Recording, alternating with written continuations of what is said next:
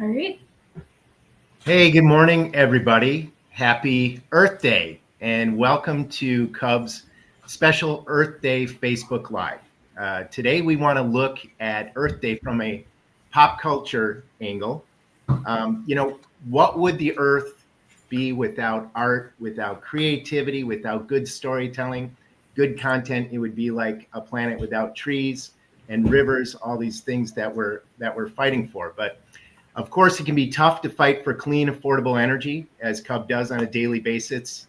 It's an uphill battle.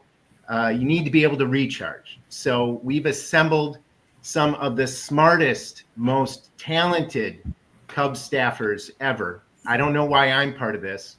I'm not one of them, but we have the smartest, most talented CUB staffers here, and we asked them, what are some of the songs, movies, and books about the environment that help you recharge, that inspire you, that motivate you, that challenge you? So consider this a follow-up to our Energy Songs Facebook Live that our old boss, David Collada, did with our new boss, Sarah Moskowitz, a few years back in 2022.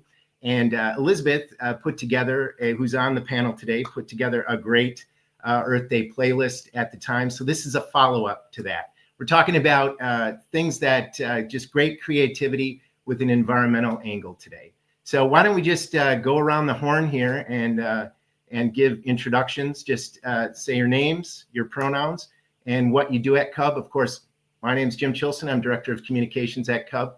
My pronouns are he, him, and I've been Director of Communications for about 20 years now. So how about Zoe? You go next.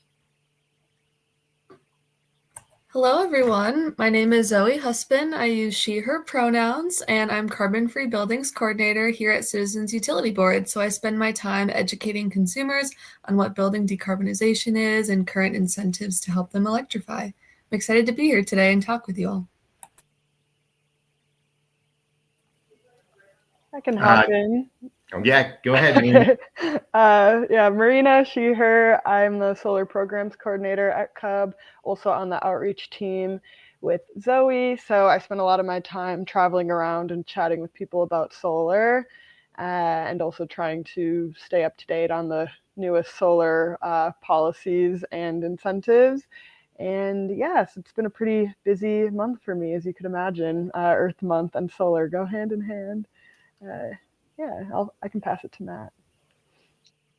Thanks, Marina. Hey, everybody. Happy Earth Day. I'm Matt Harvey. I'm also in the outreach department. I'm the program manager there, he, him.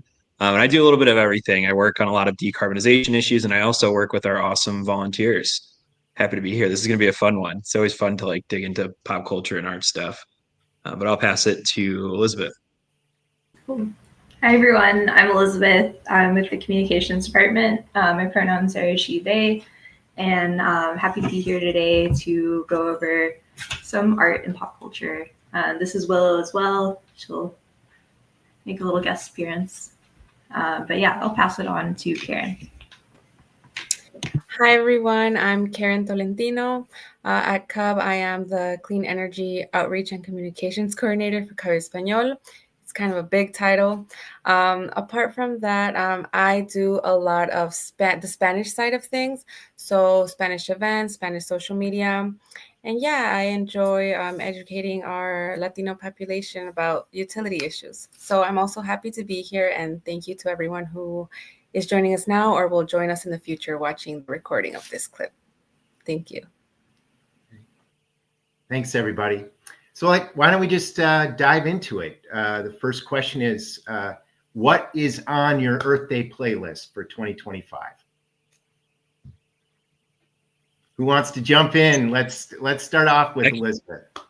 Yeah, I added What's Up by Four Non Blondes. This is a song my friend did for karaoke a few months ago, and it's just been stuck in my head ever since. And I think it really portrays what's going on, I guess, so to speak. My other one is going to be the Wake Up America by Miley Cyrus from the Disney Channel days. It was a fun one. Elizabeth, may I ask, do you do karaoke yourself? I photograph my friends doing karaoke. I'll do a group karaoke once in a while. Do we have any karaoke people on the meeting today on the panel? Definitely not. But my wife is a huge karaoke person, so I have to go to karaoke per her wishes, and it's tough for me because I do not like doing it. We're actually our friend group we call it halfway to Halloween. It's like this mid-year thing where everybody dresses up and we do a little party, and it's actually karaoke themed this year, to my chagrin, with a band backing people for the karaoke. It's gonna be fun, but hopefully you guys don't find any clips of me making a fool of myself on the internet in the next couple weeks here. We will look for them. I'm sorry, Elizabeth, I took us down the karaoke avenue there. Please pass it on to the next person. Go ahead. How about Matt? Yeah, for sure. I picked two songs. I picked I think it's Cigarette Trees by the Local Honeys. It's like a little kind of like protest bluegrass tune. They're from, I think, Eastern Kentucky. It's about the coal companies there that unfortunately took over. It's a fun one. And then the other one I really like is Planet B by King Gizzard and the Lizard Wizard. It's always a tongue twister. It's from they do a lot of different tunes, but this is like a thrash metal album, and it's like post-apocalyptic climate theme. So I thought it was kind of fitting. But Local Honey is a little more mellow. When I'm feeling upset and angry at the companies that have polluted our earth, I'll put on that King Gizzard record. Local Honey is that first line of that song for Cigarette Trees. You piss in my boot. Isn't that what the first line? Yeah, you piss in my boot and call it rain. Yeah, it's a good one. First line, memorable. Karen, do you want to jump in? Yeah, I'll go next. The song that I added was Pink Plus White by Frank Ocean. That one's a really nice song. It intertwines with like themes of nostalgia, mortality, acceptance, and it has like very vivid like imagery throughout the lyrics. It'll talk about like the colors of the sky, just earth in general, and it reflects like the beauty, the nature of life, and things like that. So I really enjoy that one. It's really popular, honestly. And yeah, I just feel really calm whenever I listen to it. It's not like the happiest song, but the way it talks about earth and the colors of it and all of that makes me feel really nice. So that's a really good song that I recommend. Yeah, that is really beautiful. I'd never heard it before, and I didn't realize Beyonce helped with it. She gives some vocals to it, but they said that he talks about mortality, as you said. I was wondering what the connection to the earth was. I was reading through the lyrics, and said he went to the University of New Orleans, and he references a hurricane in there. They said it's possible that he's talking about a friend who passed and might have even been connected to Katrina. So it's really fascinating, just that he had that experience in his background. It really comes out in the song because, like you said, sounds just really, it's beautiful but really sad.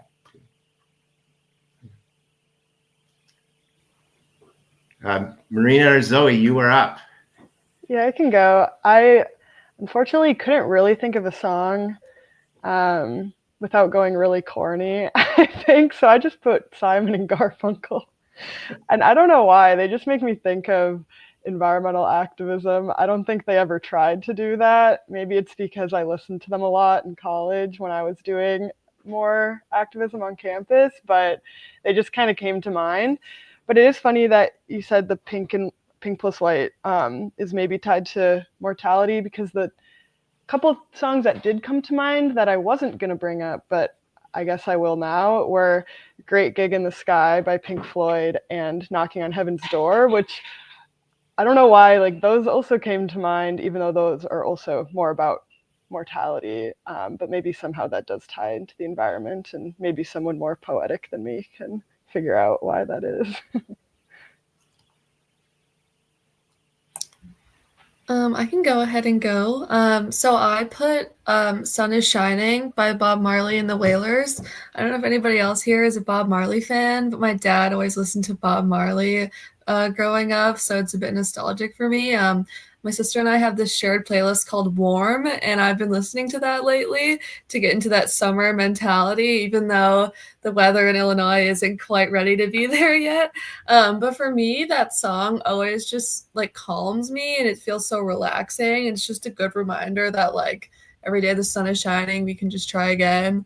Because I feel like for me, the earth and mental health are so tightly connected, and it just really helps me like appreciate the world around me.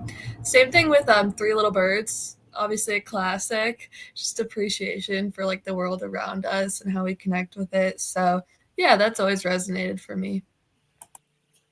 Thanks, Zoe. I'll go real quickly. Mine was Beds Are Burning by Midnight Oil. 1987, that's the year, I'm going to really date myself. That's the year I graduated from high school, and not college, high school. But that song, being at CUB, I always feel like we're one of those groups that we're a big umbrella group. We get people interested in energy efficiency. They may disagree on all kinds of political issues, but they can agree they love energy efficiency. And I love that, the power of CUB. And I'm always thinking about something that sparks people's interest, that inspires a wide number of people. I was a kid, 1987, I was in my safe little suburb, and we had an Australian exchange student who I got to know, and she helped introduce that song to my friend group, and it really sparked, it made me realize there's a world out there, and there are things that are injustices out there to work for them. So that one really sparked me, and it sparked a lot of people. Apparently, I did not know this, but Australia, they had some type of rating of songs a few years back, and it was named the third best song in Australian history. And the Rock and Roll Hall of Fame put it on their 500 songs that shaped rock and roll. So I wasn't the only one, but that song has stayed with me. I still have it on my playlist for when I run. So. We can move on to favorite movies or books about the environment. What's on your to read and watch list? I'm going to go to Elizabeth because I was fascinated by your pick. So go ahead. Okay. I picked Koyaanisqatsi. It's a movie that we watched in a program I did, like it was Arkansas Governor's School. So we was like preparing for college in the summer before senior year. And we watched this movie. It was a required watch, and it was very long, and everyone always talked about it because it was every year they had to watch it. And I was like, there's no way this is going to be a good movie, like if we're all required. And then lo and behold, it was a good movie. It stuck with me. I think Philip Glass does the score, and right. It's really good. So it's a long watch, but I still think about it time to time. So 90 minutes about no dialogue. It's non-narrative. Yep. Wow. And apparently Koyaanisqatsi is a Hopi word for life out of balance. What is it? What is the film trying to say? It's trying to talk about how we've kind of gotten away from Earth as it is and have made Earth this built structure. And so it talks a lot about like the destruction of the environment and the rebuilding. And it gives a lot of things to think about. Yeah. That was really. Thank you for bringing that to the group. That was amazingly creative. I like that. Has anybody else seen that movie? No. Yeah. No, that sounds awesome. There's no dialogue in it. Is it just? That sounds pretty. That's fun. Yeah, and it looks beautiful. Like the imagery looks really beautiful. So, Matt, what about you? Sure. It's Princess Mononoke for me, which is like a Studio Ghibli film. It's an anime from the 90s, Miyazaki. And it's like, that movie's honestly comfort food for me. I just watched it last night in preparation for this. I'm not a big rewatcher of movies, but that movie in particular, I've seen like 15 times for some reason, something like tied to my childhood, I think. But it's, on its surface, it's just kind of like an anime that's like very visually striking, but it's ultimately about industrialization trying to coexist with nature and it not working very well, and nature kind of like reclaiming itself and ridding itself of humans over time because they can't coexist. And I didn't know, when you're a kid and you're watching this, you're just like, oh, it's just, people fighting and cool visuals. But then as I watched it as an adult, I was like, oh, this actually has some pretty significant environmental themes. So definitely worth watching. All the Studio Ghibli films they're super cool, and they're very visually striking and always have like some good themes behind them. Thank you, Matt. Karen, what about you? Yeah, mine is more of a documentary. I recently watched it. It's called Buy Now, The Shopping Conspiracy, and it's available on Netflix. And basically what this is about is the effects of like over consumerism. And it was really eye-opening for me specifically because I'm like a trinket person. Like I love like little things, like going to the store and seeing, they have gadgets for everything now. And honestly, I was someone that loved to buy new things all the time. But seeing the effects of it on our planet, the plastic pollution, so much of that, it does a really good job in like opening your eyes and saying that basically whatever you buy now is going to be on this earth for like a long time. And yeah, I definitely recommend that one for anyone that also shops a lot and buys everything new that is coming out. It really opens your eyes to see the effects of that. So yeah, that's a good one. Yeah, Karen, I just looked at I had never seen it before. Has anybody else watched this film? It looks fascinating, and they have this striking imagery where they show I don't know how often they show this in the movie, but at least in the trailer they were showing the stacks of waste, of e-waste just around, like they did this visual simulation of just these mountains of waste around these cities, and it was just really. And they also show most of the focus is on how companies have like tactics to get you to just buy more and more. And something that like really stood out to me was that a company can put like different colors for the add to cart, and they'll use that as data to see which color makes people buy more. And I'm just like, wow, like they're getting us. Yeah, can you believe we're that manipulated? It's hard to consider that we're really. They talk about it, the science of getting you to buy stuff, which then leads to these mountains of waste. So, Zoe, do you want to give your film? Sure. I believe I have seen the documentary that Karen mentioned, and I would agree, definitely worth watching to get you to think about overconsumption. But for me, I picked Garbology, or Dirty Love Affair with Trash by Edward Humes. I read this book in high school, actually, when I took AP Environmental Science, when I began my journey for caring about the planet. And this might sound silly to some of you, but I had never thought about really where garbage goes after, we take it out to be taken each week. And I think a lot of people feel that way. And it really opened my eyes to how trash makes up so much of our world and how we should be more conscious of what we're consuming as a society, because we don't have indispensable space to get rid of trash. And it's just a really interesting, thought-provoking read. So I highly recommend it if composting or just trash consumption in general is something that interests you. So Zoe, do you walk out of that book like depressed and like feeling deflated, or challenged and motivated to do more? That's a really great question. I would say I just feel more aware than I was before. Yeah. I don't really enjoy content that makes me feel very depressed and unmotivated, to be honest. I'm the type of person that likes content that makes me feel like I have some agency. And I would say knowledge is power. And I feel like in this situation, just understanding the system just helps you be more aware of the trash that you're creating and producing. So, yeah. Yeah. And that has a connection to what Karen, the movie you were talking about in terms of just the waste, created. Marina, what do you have? I have kind of a lot, but I'll be more quiet for the rest of the live?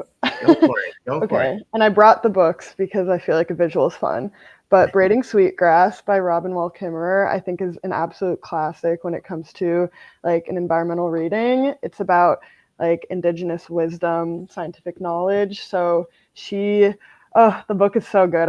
I know I cried multiple times, but it really helps you be more mindful with the way that you go through life, I think, and think about how people and the planet are very interconnected. And I think it's also important to acknowledge like indigenous knowledge and land management practices as well. So great book. She's has a person of Potawatomi heritage. She's also a botanist, and when you say you cried, again, I keep going back to this. Is it because the stories were so beautiful or they were so sad? I think they're so appreciative in a way that maybe we don't take the time to think about a lot. And it's a really, I think, accessible book because it's kind of broken down into almost short stories. So there are like a couple stories I think that maybe I connected with more that made me emotional. So yeah, this is not a like depressing book at all. It's it just makes you think and it makes you more mindful, I think. So that's a good one. And then this is I read this in school. It's called Changes in the Land. It's by Bill Cronin, who is known as the father of environmental history. And I actually got to take the last class he ever taught at UW-Madison before retiring, which was really cool because I had been reading this for all 4 years of my college experience. And then the last year I got to take his class, which was cool. But it's also kind of has to do with like colonial settlers in New England and how that had an impact on the indigenous people who are already here, and also like how it really changed the land, like literally changed the land. And it's really interesting to get to read through that history.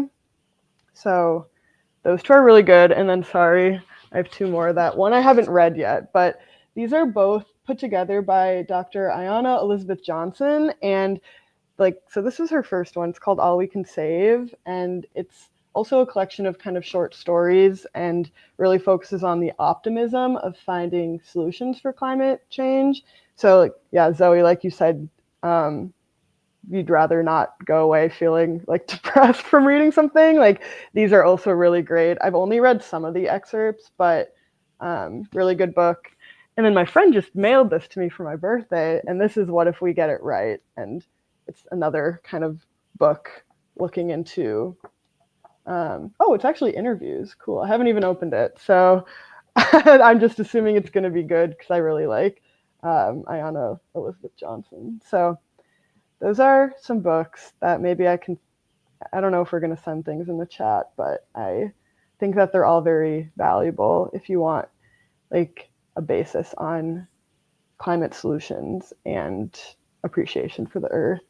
And then, sorry, one last thing, my movie. I love this movie. It's called Before the Flood. It's the Leonardo DiCaprio environmental documentary that he did in 2016. And I think it's really, really an accessible documentary, kind of starting as the baseline of why we should care about climate change. And he interviews a lot of people working in that space. There is a jump scare because Elon Musk was interviewed back in 2016. So I will warn people about that. But oh my gosh, I love that movie. And I remember watching it. And I think that's what really got me into like caring about environmental activism was that documentary. So yes, I think that's all I have for this section. And the gentleman who wrote Changed Land, you taught at University of Wisconsin. Mm-hmm. Yeah. And so did the other author, Braiding Sweetgrass. Robin Wall Kimmerer, she has some kind of connection. I don't know if she ever taught at UW-Madison per se. Got her PhD there. Okay, yeah, that sounds right. So that's cool. And then yeah, Bill Cronin with Changes in the Land. He was teaching at UW-Madison while I was there, which I didn't even realize. It was so crazy. We were always assigned readings from this book in every environmental class I took. So it was really cool to get to take take a class from him, and his lectures sounded like poetry. It was crazy. Oh man, that sounds wonderful. Yeah. And I keep asking the depressing question. It is amazing that more information actually empowers you and energizes you. So that is cool. I'll go really quickly because mine actually goes into the next question, because I think you could call this a favorite piece of media that's accidentally environmental. But has anybody read The Road by Cormac McCarthy? Okay, this is a brutal book. It is a brutal book. There's some type of impact event hits the earth, and his father and his son, that's all they have. My voice quivers here because it kills me. There were times I was reading this book on the Metro. We're talking 10, 15 years ago when I was working at CUB, and on the Metro, I'd have to put it down because I was going to lose it and embarrass myself, be a blubbering fool. I think that this, if you're a parent, maybe you connect with it more, possibly, but it's this amazing read where there's this impact event on the earth. There's no food, and people are I won't go into detail, but they're going into terribly, terribly, terribly desperate measures to get food. And this father is trying to protect his son, but he knows something that his son doesn't, and he can't bear to tell his son about this. So they're going through all of these just unimaginable stress and pain. And like I said, the book is a brutal book. Cormac McCarthy is a wonderful writer, but all his stories are tough. But at the very end, it's kind of a happy ending. It's kind of a happy ending.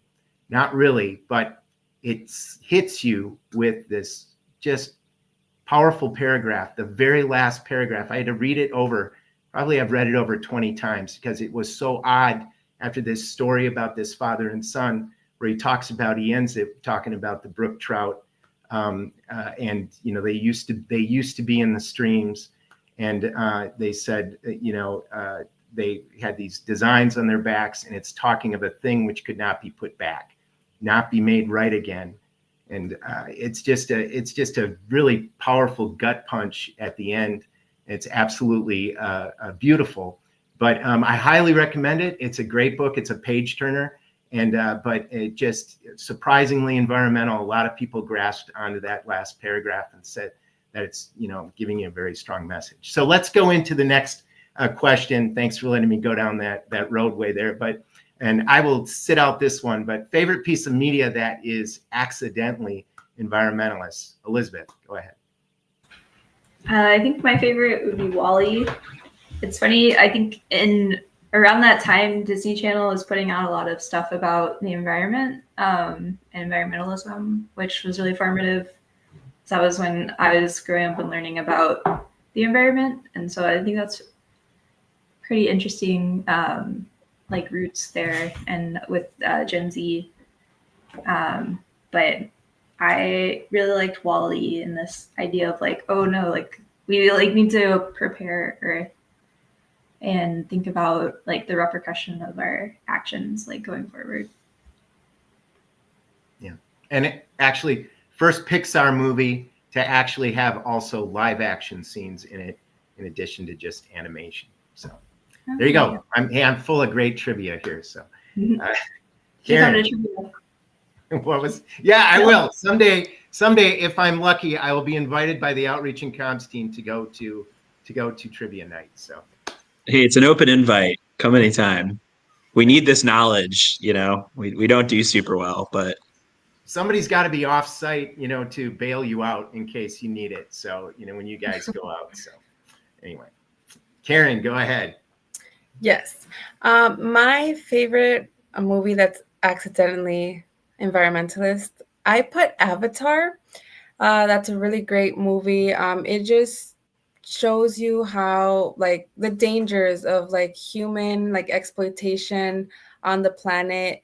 In this case, they want I don't remember exactly what chemical that was super valuable or mineral on their planet, and they didn't care to destroy one of their biggest trees that connected them with life and all living things. So it just that one's really good to show that. Okay, thank you. Yeah, that is a classic. We had a couple people, pick Avatar when we polled people about this. Zoe, what do you have? So I picked the Lorax. I believe our colleague Grace also had mentioned the Lorax, so I wanted to pull from that inspiration. I haven't seen it in years. I really should rewatch it, to be honest, but I think making media that helps children be aware of their connection to the environment is so important because it's not really something that we teach a lot growing up in this world, and I think that we should, because I think that stems a connection and an appreciation of the planet at an early age. And I just think that's so essential, especially moving forward for future generations. So I love that. I also put Game Changers. This was a documentary, I believe, on Netflix from some years ago. I want to say 2018. And it follows plant-based athletes. So they're vegan, and it follows their diet. And it's a really interesting documentary because it talks about not only the health benefits of being a vegan athlete, but also obviously the benefits for the environment. So I just find it to be a really interesting, thought-provoking documentary. And when I watched it with my family, it actually inspired my family to go vegetarian. So there you go. Very cool. Great job, Zoe. Amazing. And it strikes me that a couple of these things, like the Lorax, WALL-E, I would have never watched WALL-E if it weren't for my kids. We were in this, my wife and I were in this moment where it's like, how are we going to get through the night? How are we going to get everybody to agree on something? And it was amazing with things like WALL-E and even Avatar, where they're wildly entertaining, and the Lorax, they're entertaining, but yet there's a message underneath that, that seeps through. So that's cool. Marina, I know you really monopolized the last topic. No, I'm kidding. I would love to hear what you have to say about your favorite piece of media that is accidentally environmentalist. Yeah, I'll be faster on this one. I really like the movie Life of Pi, and I really do think that there's a lot of environmental messaging. It's about like a boy who's lost at sea in a rescue boat with a tiger, potentially. And there's one scene where he's like starving at the brink of death, and he gets this fish, and he needs to kill the fish, and he kills it with a hammer, which is a little graphic, but then he like sobs over this fish. And I think he's sobbing at the sadness of ending this animal's life, but also it was almost bringing him salvation. Like, I think without this fish, he wouldn't have continued on. And I thought that was interesting, and again, kind of shows the connection and relationship that people have with the land and the planet. And there are other things in the movie I recommend everyone watch, and I think if you watched it with that lens, you would probably pick up on other themes that they explore. Great. Thanks, Marina. That was beautiful. And it was nominated that year. It went out in 2013, 11 Academy Award nominations. I think it won 4. So that is a classic. So we've got a couple other questions. I know we're coming toward the end. And we have, nature documentaries, yay or nay. We've got what's your favorite celebrity story about the environment? And we also have, what climate activists, alive or dead, you'd like to hang with. Is there anyone you want to talk about over others? Is there anyone you'd prefer? We can, we can go down the list. You pick which one you want to talk about, and we can do it that way. So let's. Anybody want to talk about nature documentaries? Yay or nay? I'll just say yay. Yeah. Everybody loves a good nature doc. Absolutely. Beautiful. I will just say, my octopus teacher, it was not a dry eye in the Chilson household when we watched that. So excellent. Yeah. Excellent movie. The thing I will say also about like nature, like specifically like animal documentaries, I end up like leaving depressed watching those, because whenever they show like very graphic scenes of like the predator catching the prey, I have like pets at home, and like I just start thinking about all of that, and I'm like, no, like this can't be happening, but it is. And they're tough watches, but I mean, it's good to learn about what's actually happening, and it's just the nature of life. Yeah, there are a couple interesting ones. Elizabeth, you said especially if it's about mushrooms. I was fascinated with that. You actually watch documentaries about mushrooms. Yes, they're so cool. Like the mycelium network, that's like the underground connection between all the mushrooms, the fungal network. There's a really great one called Fantastic Fungi that Paul Stamets, who is like a leading professor in it in the field of mycology, he's interviewed in there. And I'm sad that I didn't find out about him until after I graduated, that he was like teaching at my college. Oh, so, ouch. Yeah, now I gotta buy the book. So that'll be another thing I'll do soon. And Marina, the chasing corals, that just looked absolutely gorgeous. I mean, it's just so beautiful. And then there's that one scene where they show the coral reef that had died. Oh God, sad. Just like I agree with you, Karen. It can be tough to watch sometimes, but yeah, really beautiful. So let's go into favorite celebrity story about the environment. Somebody's got to be inspired to speak up here about this. I got one. It's like not quite a story. It's like more just like a thing that happened. But big Grateful Dead fan, so I had to of course, I had to have a Grateful Dead reference here. But they worked with Jane Fonda, had this organization where they did rainforest relief work, and the Grateful Dead was a part of that. And they got invited to the UN to go and speak on this. And Jerry Garcia, one of the members of the band, famously said, "It's pathetic that it has to be us here." And I thought it was really poignant because it's the Grateful Dead. They're tied with like tie-dye, counterculture, hippies, etc. And they're like sitting on a panel in front of all of these world leaders, basically condemning them for not doing what they should do as world leaders. And I always find that kind of motivating and also kind of a bummer, but it's nice to know that regardless of who you are and like how you dress, you can have some kind of impact on the way that things go. Yeah. I can share one if that works.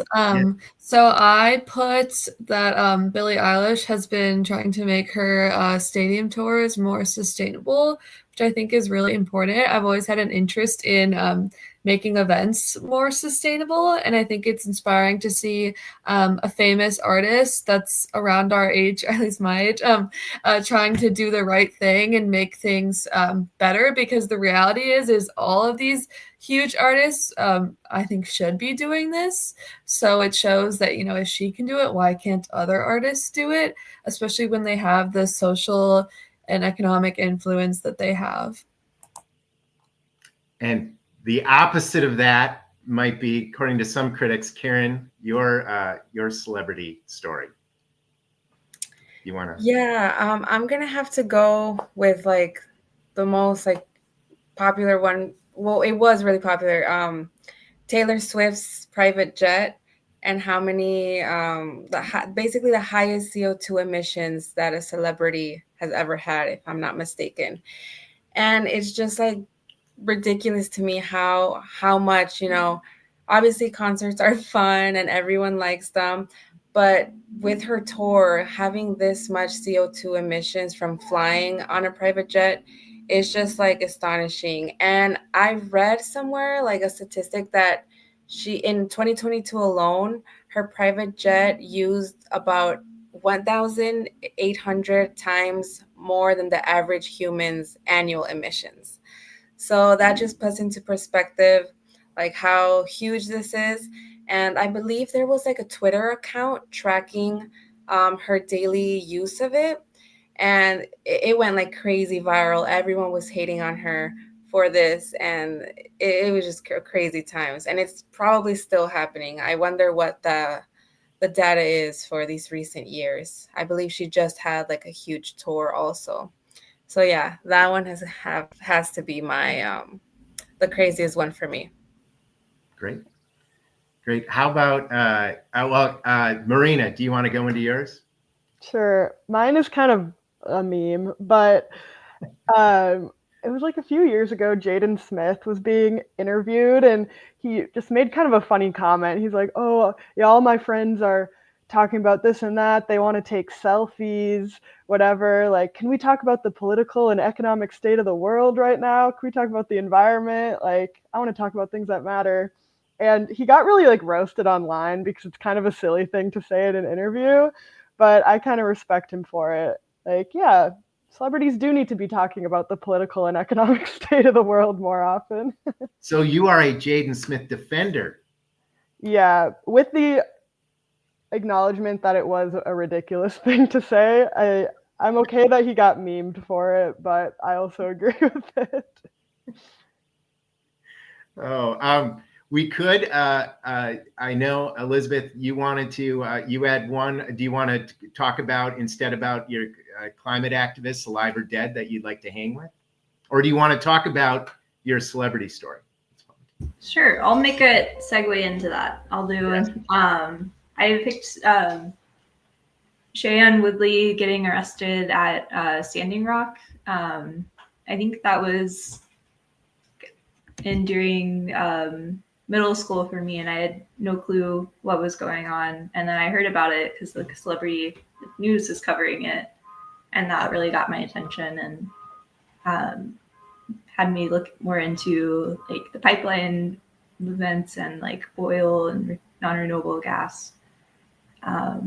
So that was cool because I saw a moment where pop culture kind of like taught me like more about the world. And people think it's like, oh, like silly, like pop culture, but it actually has a huge role in like people's lives. And she actually live streamed it. She live streamed it. Yeah. And it like made a lot of people more aware of what was happening. And that was a cool use of like celebrity for good. And I think like Teen Vogue covered it as well. So it was pretty cool. And then I picked Jane Fonda as my climate activist. She does the Fire Drill Fridays in DC. She seems like a really cool person to hang out with. Yeah, very cool. And Matt, no Jerry Garcia this time, but another giant of music. Yeah, Neil Young. I love Neil Young. I'm just a big fan of, 60s counterculture music. Neil Young's awesome. And it was cool to learn that he's also a climate activist, and which makes sense. A lot of his music has those themes in it, but it'd be cool to hang with him.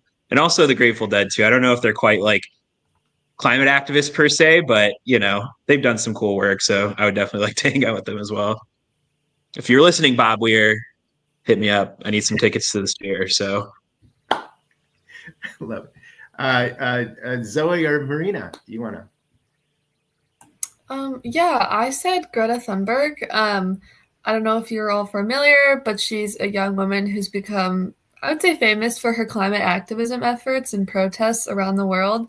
I remember in 2019, she became sort of viral for her protesting efforts, and that was around the time where massive climate protests were starting to occur throughout the world. And I participated in some, and I was a freshman in college at the time, and she just really inspired me as instead of just talking the talk, she really walks the walk and is out there fighting the good fight. And I would just love to hear about her experiences around the world and like what her most impactful interactions have been and what some successful strategies have been like for protesting and like her future goals, things like that. Thanks, Zoe. That was great. And Marina. I would also like to meet her. That would be cool. But then I just chose the author of some books I mentioned earlier, Dr. Ayanna Elizabeth Johnson. She's a marine biologist that also focuses on like policy and coastal policy. And she used to be the co-host of How to Save a Planet, which is a really good podcast. So that's how I discovered her.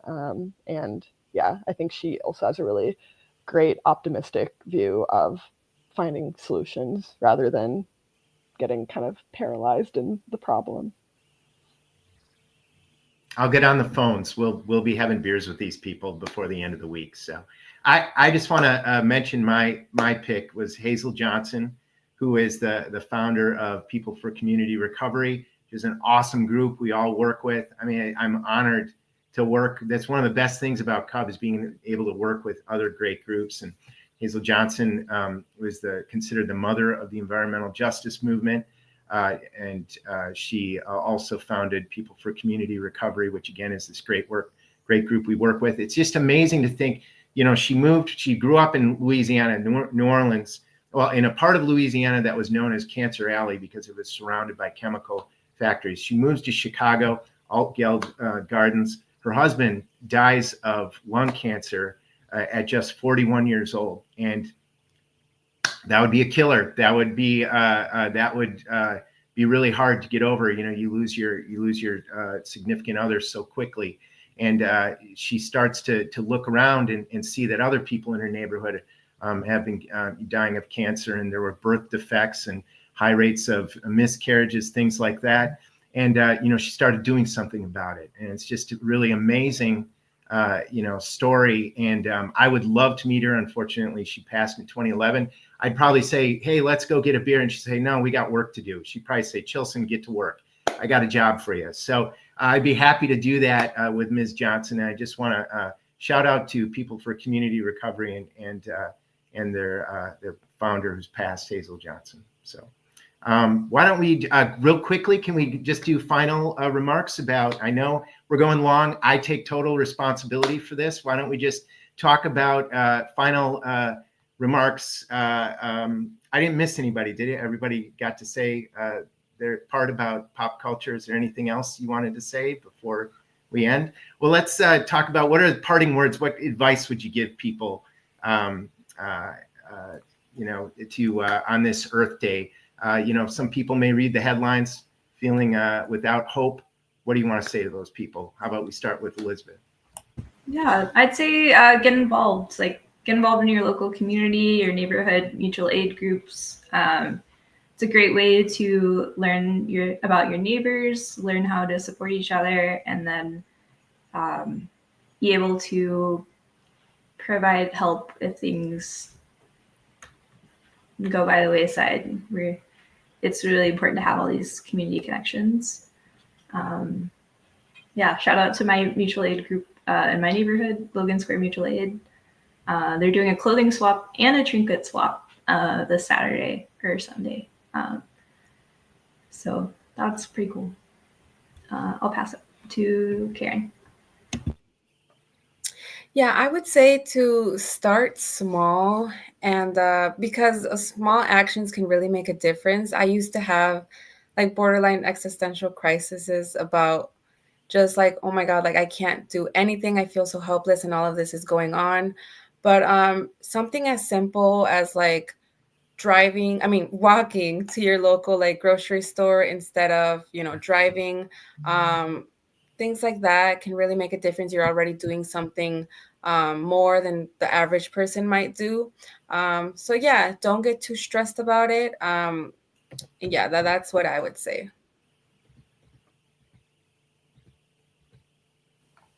I can go. Yeah, I would say I think it's important to educate yourself. Try to read as much as you can, or if you prefer podcasts or documentaries, just try to learn as much as you can and look at things with an intersectional lens. So environmentalism does not exist in a vacuum, right? These things affect different groups of people. It affects different, civil rights, women's rights, all these different things are interconnected. So it's important to remind yourself of that when getting involved with environmental action. I can jump in. I think it's important to spend time in nature, even if you live in a place like Chicago. Nature is all around you. You just got to look for it. We have the lakefront, parks, go for a hike. Remember what sustains you. It's Mother Earth. I always think that's really important. Whenever I'm feeling down, I always try to get outside. It seems to help and kind of grounds me. But also to echo Elizabeth's sentiment is to get involved, volunteer, shameless CUB volunteer program plug. We do have a volunteer program. Our volunteers are awesome. And we're doing a lot of work. We're doing a lot of events, workshops, community fairs, resource fairs, where we're talking about this stuff and helping give people tangible actions and projects that they can do in their own home to reduce your energy burden, to reduce your carbon footprint. So get involved. If it's not with CUB, let it be with one of the other awesome organizations that are in Illinois, locally, and across the state. Well, I can go last. I would say relying on a sense of community is so essential, at least for me personally. Like, even just talking with all of you always makes me feel a little bit lighter, since I know we're all doing the same work, fighting the good fight. And especially doing outreach as a part of our job, I really enjoy interacting with community members who feel inspired to make these positive changes in their communities and just educating others. So that also makes me feel inspired and empowered. And like Karen said, understanding your own agency is super important and the things that you can do, but I also encourage you to kind of push back against like these corporations that have polluted for a long time without consequences. I think it's such a balance of like larger societal changes versus smaller things that you can do yourself. So don't beat yourself up too much if you're feeling a bit overwhelmed. And lastly, I wanted to mention that the Hazel-Johnson Cumulative Impacts Ordinance has actually recently been introduced, and this would address disproportionate pollution burdens for various Chicago communities. So just wanted to plug that since you mentioned Hazel-Johnson. But yeah, thank you. That's great, Zoe. All of the above, I'll say, my advice is don't be paralyzed by the problem. The only reason I say that is because I find sometimes I get paralyzed by the problem, and it just takes some deep breaths. And like everybody has said, getting involved and being around good people like you, that is inspiring. So thank you, everybody. I really appreciate this time. It was a lot of fun talking about this. I've got a lot of content to watch over the next couple of months, all through the summer. My kids are coming back from college. Get ready, Max and Maya, because you are going to be exposed to all this great content. So just want to let you know, it is Earth Month. It's Earth Day today. Happy Earth Day. Earth Week, and it's Earth Month. April is, and we have an Earth Month challenge by April 30th. You can join our Earth Month challenge. Just tell us how you're marking Earth Month. It was a lot about what we talked about during this past hour. Just tell us how you're marking Earth Month. What are the big things you're doing?